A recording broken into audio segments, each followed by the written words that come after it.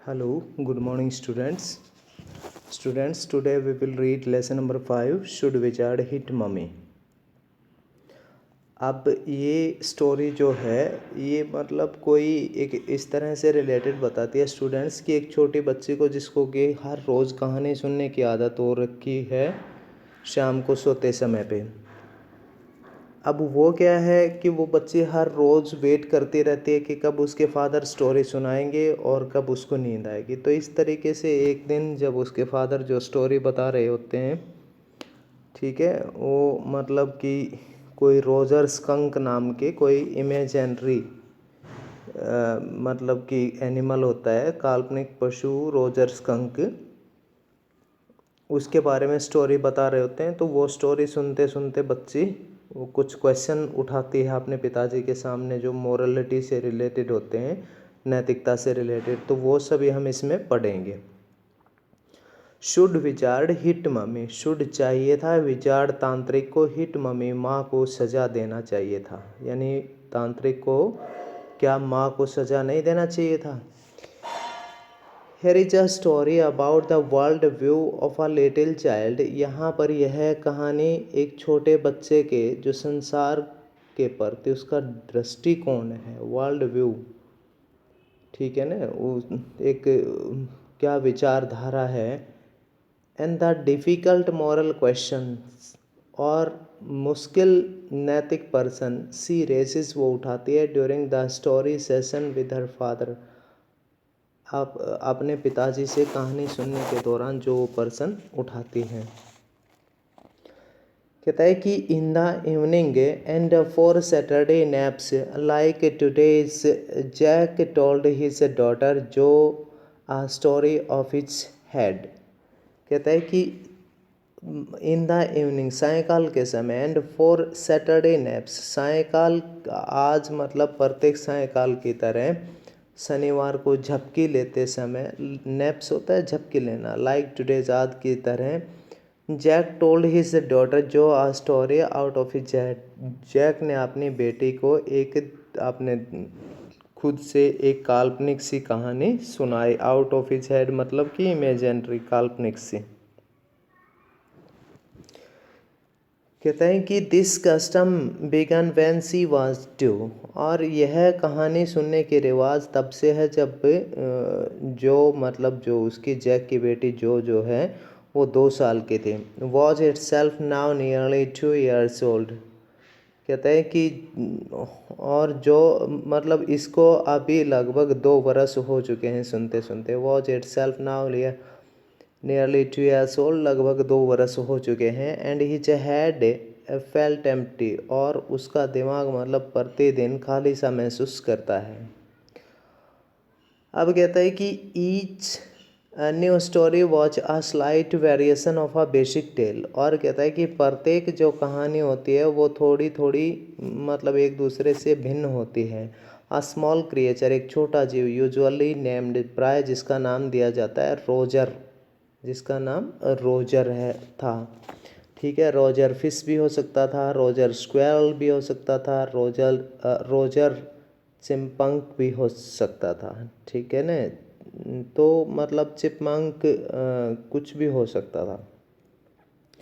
Had some problem, उसको कोई समस्या थी। And went with it to the old wise owl, और वह रोजर स्कंक अपनी इस समस्या को लेकर एक बुद्धिमान और बूढ़े उल्लू के पास गया। The owl told him to go to the wizard, उल्लू ने उसे किसी तांत्रिक या ओझा के पास जाने के लिए कहा। And the wizard performed a magic spell that solved the problem, और कहता है कि तांत्रिक या ओझा ने उस समस्या को दूर करने के लिए अपनी जादुई छड़ी उठाई, ठीक है। और उसके बाद कहता है demanding in payment a number of pennies greater than the number that Roger creature had, but in the same breath directing the animal to a place where the extra pennies could be found. अब कहता है कि उस demanding in payment a number of pennies, मतलब कि उसने उसके बदले में, उस कार्य के बदले में अधिक कुछ पेनियों की डिमांड की। पेनियों मतलब कि स्टूडेंट्स ये एक करेंसी है, ठीक है, सिक्के, मतलब कि वो जो जो जिसके अंदर वो अपने पेमेंट मांगता है। Then Roger was so happy, और कहता है कि कहता है but in the same breath directing the animal to a place, कहता है कि परंतु उसी समय वह जीव या प्राणी को वहाँ जाने को कहता है।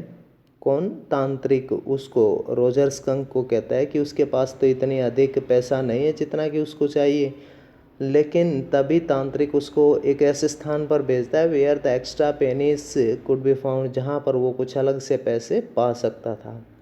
Then Roger was so happy, तब रोजर इतना खुश हुआ, he played many games with other creatures, कि ही प्लेड मैनी गेम्स, कि उसने इतने अधिक खेल खेले अदर क्रिएचर्स, दूसरे प्राणियों के साथ। और कहता है कि वह इतना, तब रोजर स्कंक इतना अधिक खुश होता है और वह दूसरे प्राणियों के साथ भी बहुत कुछ से खेलता है। And went home to his mother just in time to hear the train whistle that brought his daddy home from Boston.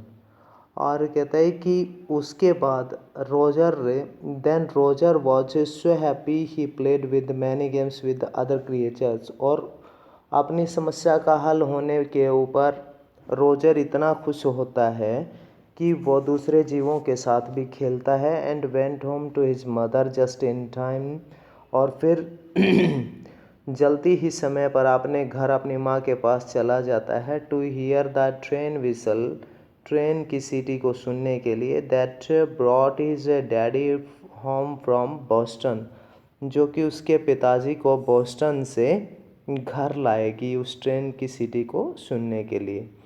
Jack described their super, अब कहता है कि Jack described their supper, Jack उनके रात के भोजन का वर्णन करता है। और कहता है कि and the story was over, और कहानी ख़त्म हो जाती है। Working his way through his scheme was specially fatiguing on Saturday, और उसके बाद कहता है कि इस तरीके से कहानी सुनाना शनिवार को और भी अधिक थका देने वाला हो जाता था। फटीगिंग होता है थका देना। बिकॉज जो नेवर फेल एस्लीप इन नैप्स एनीमोर, कहता है कि क्योंकि जो कभी भी झपकियों में ज़्यादा देर तक नहीं सोती थी। And knowing this made the right seem futile, और कहता है कि और उसको पता था कि यह परंपरागत जो प्रक्रिया है यह मतलब कि फ्यूटाइल, निरर्थक हो जाएगी। राइट, प्रथा, रिवाज। नेक्स्ट कहता है कि the little girl not so little any more, अब वह छोटी लड़की इतनी अधिक छोटी नहीं थी। The bumps her feet made under the covers were half way down the bed, और कहता है कि उसके पैरों के जो टकराहट थी, ठीक है ना, कहता है कि the bumps her feet made under the covers, और जो कहता है कि उसके पैरों की टकराहट बिस्तर की चद्दर में आधी दूर तक है। Halfway down the bed, बिस्तर में आधी दूर तक। Their big double bed that they let her be in for naps, and when she was sick had at last arranged herself, कहता है कि their big double bed that they let her be, और कहता है कि उनका जो इतना बड़ा डबल बेड था जिस पर उन्होंने झपकी लेने के लिए छोड़ रखा था जब वो बीमार थी तब, ठीक है ना, कहता है ना कि भाई their big double bed that let her be in for naps, जिसको कि उन्होंने झपकी लेने के लिए, नींद लेने के लिए छोड़ रखा था। And when she was sick, जब वह बीमार थी। Had at last arranged her self, कहता है कि ने अंत में अपने आप को इस तरीके से उन्होंने व्यवस्थित किया। एंड फ्रॉम द वे, और उस तरीके से her fat face a deep in the pillow shone in the sunlight shifting through the drawn shades। मतलब इस तरीके से उसको व्यवस्थित किया जिससे कि तकिए में धंसा हुआ उसका मोटा चेहरा जो था वो गिरे हुए पर्दों में से सूर्य के प्रकाश में चमक रहा था। पिल्लो तकिया, शोन चमकना, इन द सनलाइट सूर्य के प्रकाश में, shifting through the drawn shades मतलब कि उन पर्दों में से आती हुई परछाई में से चमक रहा था। It did not seem fantastic that some magic would occur. और कहता है कि इसमें कोई विलक्षण या कोई विचित्रता नहीं दिखाई दे रही थी कि कोई जादू हो जाएगा। And she would take her nap like an infant of 2। और कहता है कि वह 1-2 माह के शिशु की तरह कोई झपकी ले पाएगी। Her brother Bobby was 2 and already asleep with his bottle। और कहता है कि उसका भाई बॉबी 2 महीने का था जो अपनी बोतल को लिए सो चुका था। जैक आस्क्ड, जैक ने पूछा, who shall the story be about today, कि आज की कहानी क्या होगी। Roger, Jo squeezed her eyes shut and smiled to be thinking as she was thinking. कहता है कि Roger, Jo squeezed her eyes, Roger के बारे में जो ने अपनी आंखें सिकोड़ते हुए कहा, शट एंड स्माइल्ड, और फिर मतलब मुस्कुराते हुए, टू बी थिंकिंग जैसे सोच रही हो, कि शी वॉज थिंकिंग जैसे वो मतलब किसी चीज़ के बारे में चिंता कर रही हो, यानी उसके बारे में सोच रही हो। यानी इस तरीके से उसने स्थिति बनाई कि जैसे वो किसी चीज़ के बारे में सोच रही हो। कहता है कि हर आइज ओपन्ड, उसकी आंखें खुली, हर मदर्स ब्लू, और कहता है कि उसकी आंखें जो खुली थी वो उसकी माँ जैसी नीली थी। ठीक है, जिस तरीके से उसकी माँ की आंखें नीली थी। कहता है कि स्कंक, सी सेड फर्मली, और उसने मजबूती से कहा कि रोजर स्कंक, एक छोटा सा जानवर, उसके बारे में आप कहानी सुनाओ। अ न्यू एनिमल, एक नया जानवर। They must talk about skunk at nursery school, क्योंकि उन्हें नर्सरी के स्कूल में स्कंक के बारे में बताया गया था। Having a fresh hero momentarily strayed back to creative enthusiasm. और कहता है कि स्कंक के रूप में एक नया हीरो पाने की जो भावना थी उसने जैक को एक मतलब रचनात्मक जोश में भर दिया। क्रिएटिव एंथुसियाज्म, रचनात्मक जोश, एंथुसियाज्म जोश। राइट ही सेड, उसने कहा ठीक है। Once upon a time in the deep dark wood, और एक समय की बात है कि किसी गहरे काले वनों में, there was a tiny little creature by the name of Roger Skunk. कहता है कि एक छोटा सा जीव रहता था जिसका नाम रोजर स्कंक था। And he smelled very bad, उसमें से बड़ी दुर्गंध आती थी। यस, जो शेड, जो ने कहा कि हाँ। कहता है कि he smelled so bad that none of the other little woodland creature would play with him. कहता है कि उसमें से इतनी बुरी दुर्गंध आती थी कि वन का कोई भी छोटा सा जीव भी उसके साथ खेलना पसंद नहीं करता था। जो लुक्ड एट हिम सोलमनली, और जो ने उसकी तरफ बड़ी विवेचना भरी दृष्टि से देखा। She had not foreseen this. कहता है कि she had not foreseen this, क्योंकि उसने मतलब शायद हो सकता है कि वह उसे पहले कभी ऐसा नहीं हुआ हो, या पहले कभी उसने ऐसा नहीं सोचा हो। Whenever he would go out to play, जब भी वो खेलने के लिए जाता। Jack continued with zest, Jack मतलब उत्साह के साथ कहता गया। Remembering certain humiliation of his own childhood, अपने बचपन के मतलब सारे अपमानों को याद करते हुए उसने सुनाना जारी रखा। Of all of the other tiny animals would cry. कहते हैं कि और जिस प्रकार सभी दूसरे छोटे जानवर चिल्लाते थे वैसे ही, कि oh here comes Roger Skunk, stinky skunk, कि यहाँ पर तो रोजर जो था वो बदबूदार रोजर वहाँ पर आ गया है, मतलब सभी ऐसा कहते थे। And they would run away, और वो सभी भाग जाते थे। And Roger Skunk would stand there all alone, और कोई उसको अपने साथ नहीं खिलाता था। जिसकी वजह से वह वहाँ अकेला खड़ा रह जाता है। And two little round tears would fall from its eyes, और 2 गोल गोल आंसू उसकी आंखों से टपकते। The corners of the Jo's mouth dropped down and her lower lip bent forward as he traced with a forefinger along the side of her nose the course of one of Roger Skunk's tear।